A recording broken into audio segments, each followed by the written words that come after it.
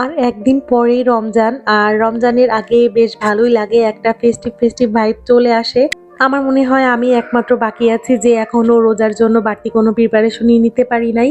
তো যাই হোক, আজকে রমজানের জন্য টুকিটাকি কিছু গুছিয়ে রাখবো। আর সেই সাথে সারাদিনের টুকিটাকি কাজকর্ম নিয়েই থাকছে আজকের ব্লগটি। আসসালামু আলাইকুম, কি অবস্থা সবার? আশা করি সবাই অনেক ভালো আছেন। এই তো সকাল সকাল ঘুম থেকে উঠে বাচ্চাকে স্কুলে দিয়ে আসলাম।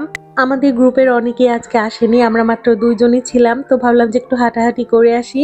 আর এই তো সেই পুকুর পাড়ে চলে আসলাম। এসে দেখি যে অনেকগুলা হাঁস, আর খুব সুন্দর একটা শীতল পরিবেশ ছিল, বেশ ভালো লাগতেছিল। তো যাই হোক, পুকুর পাড় দিয়ে আবার শীতের সময় দেখেছিলাম যে অনেক ধরনের সবজি ছিল, আর এখন যেহেতু শীত চলেই গেছে, তো সবজিগুলোও দেখলাম যে উঠিয়ে ফেলেছে। মনে হয় আবার নতুন করে সিজনাল কিছু লাগানো হবে এখানে। তো এই তো এখানে আসলে না একটু গ্রামের মতো ভাইব পাওয়া যায়, বেশ ভালোই লাগে। আর এই তো গল্প করতেছিলাম, রোজার জন্য আসলে বাড়তি কোনো প্রিপারেশন আমি এবার নিতেও পারি নাই। আর এরপরে চলে আসলাম চায়ের দোকানে। এই দোকানের মামাটা অনেক বেশি ভালো, একটু বয়স্ক ধরনের, আমাদের বাবার বয়সী হবে। আর উনি আসলে অনেক বেশি হাম্বল, কারণ আমরা আসলে দেখা যায় উনার দোকানের ভিতর কোনো পুরুষ মানুষ থাকলে উনি বলে যে আপনারা একটু বের হয়ে যান, ওনারা বসবে। এই জিনিসটা আসলে আমার অনেক বেশি ভালো লাগে, কারণ বর্তমানে দেশের যে পরিস্থিতি, বাহিরে চলাফেরা করাই অনেক বেশি মুশকিল। তো যাই হোক, এরপরেই তো বাবুকে নিয়ে স্কুল থেকে বাসায় চলে এসেছি। আর গতকাল রাতে আমি কিছু ছোলা, এরপরে ডাল এগুলা ভিজিয়ে রেখেছিলাম। ছোলা সিদ্ধ হতে কিন্তু অনেক সময় লাগে, আবার ১০-১২ ঘন্টা ভিজিয়েও রাখতে হয়। তো গতকাল রাতে যেহেতু ভিজিয়ে রেখেছি, আবার এখন চুলায়ও দিয়ে দিয়েছি। আর এখানে হচ্ছে আমি ডালের বড়ার জন্য মিক্সটা রেডি করলাম। মিক্স বলতে কি, শুধুমাত্র ডাল আর চাল একসঙ্গে দিয়েছি। আর এটা হচ্ছে আমরা খেসারির ডালটা ইউজ করি। খেসারি আর হচ্ছে ডাবরির একটা ডাল থাকে। তো ওই ২ টা দিয়ে হচ্ছে আমি ডালের মিক্সটা রেডি করেছি। প্রত্যেকবার দেখা যায় বেসন বাড়ি থেকে পাঠানো হয় অথবা ভাঙিয়ে দেওয়া হয়। তবে এবার আমার শাশুড়ি মা সময় পায়নি। তো আমি হচ্ছে এখান থেকেই বেসন কিনে নিয়েছি। আর যেহেতু আমরা অল্প কয়েকজন মানুষ, যার কারণে আর ভাঙানোর ঝামেলাতে যাই নাই। কারণ গত বছর বেসন ভাঙানোর পরে আমার অনেকগুলা বেসন হচ্ছে রয়ে গেছিল। আর যেগুলো আসলে খাওয়াও হয় না, কারণ রোজার ঈদের পরে দেখা যায় যে এসে মানে অনেকদিন পরে আসি আমি ঈদের। এরপরে আবার আস্তে, আস্তে দেখা যায় কোরবানি ঈদের সময় হয়ে যায়। তবে এবছর তো আর ওভাবে যাওয়া হবে না, যেহেতু বাবুর স্কুল আছে। তো যাই হোক, এখানে ছোলাগুলো আমি সুন্দর মতো হচ্ছে ঠান্ডা করে নিচ্ছি, আর এখন পলি ব্যাগের মধ্যে রেখে দিচ্ছিলাম। আমি একটা পলি ব্যাগে এমন পরিমাণে রাখতেছিলাম যে একবার রাখলে দেখা যাবে আমার একবার রান্না করলে ২-৩ দিন যাতে হয়ে যায়।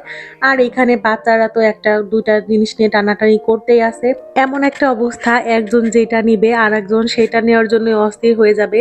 মানে সামান্য একটা সুতা পেলেও দেখা যাবে ওইটা নিয়ে ওদের মধ্যে হচ্ছে গ্যাঞ্জাম শুরু হয়ে যায়। তো আমি সেটাই বলতেছিলাম যে তোদের জন্য তো আমি আধা পাগল হয়ে গেছি, পুরা পাগল হতে আর আমার বাকি নাই। পিঠোপিঠি দুটো যদি ছোট বাচ্চা থাকে, তার আসলে আলাদা করে কোনো চাপ বা আলাদা কোনো মানসিক অশান্তির প্রয়োজন পড়ে না।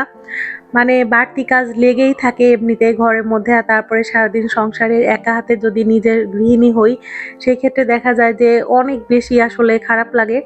তারপরেও দিন শেষে ওদের মুখের দিকে তাকালে মনে হয় যে সব কষ্ট শেষ হয়ে গেছে।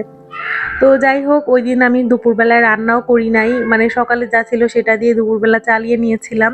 তো এখন হুট করে আমার মনে হলো যে একটু ফ্রাইড রাইস খাই। ফ্রাইড রাইস আর কি, মানে ডিম দিয়ে ভাত ভাজা, বাঙালি খাবার যেটা।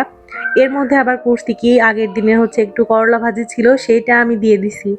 মানে জানি না কেন এটা মনে হলো যে এটা দেওয়া উচিত। সবজি হিসেবে কিছু না কিছু তো দেওয়াই লাগতো, তো করলাটাই দিয়ে দিলাম। যদিও একটু তেতো লাগছে খেতে, বাট করলা তো ভালোই লাগে। এমনি সময় দেখা যায় করলা ভাজি, ডিম ভাজি এগুলো দিয়ে ভাত খাওয়াই হয়। তো একসঙ্গে মিক্স করে খেলে আর সমস্যা কি? তো যাই হোক, খাবারটা কিন্তু বেশ মজাই হয়েছিল। দুপুরবেলা একটু গরম গরম ছিল, তো বেশ ভালোই লাগতেছিল। আর এই তো এরপর হচ্ছে আমি পেঁয়াজগুলোকে চপ করে নিয়েছি। আমার হেল্পিং হ্যান্ড হচ্ছে পেঁয়াজ, রসুন সবকিছু আমাকে সুন্দর মতো কেটে দিছে। আর আমি হচ্ছে এখন ব্লেন্ড করে নিলাম। এখানে পেঁয়াজ ব্লেন্ড করছি, এরপরে আদা ব্লেন্ড করছি, রসুন। এরপরে আবার বাড়তি যেগুলো ছিল, রেগুলার যেগুলো ইউজ করি সেগুলোর মধ্যে হচ্ছে মিক্স করে রেখে দিলাম। এইবার এই চপাটা কিনে আমার কি যে উপকার হয়েছে কি বলবো। তো যাই হোক, আজকের মতো এখানেই বিদায় নিচ্ছি। ভালো থাকবেন সবাই। আসসালামু আলাইকুম অ্যান্ড আল্লাহ হাফেজ।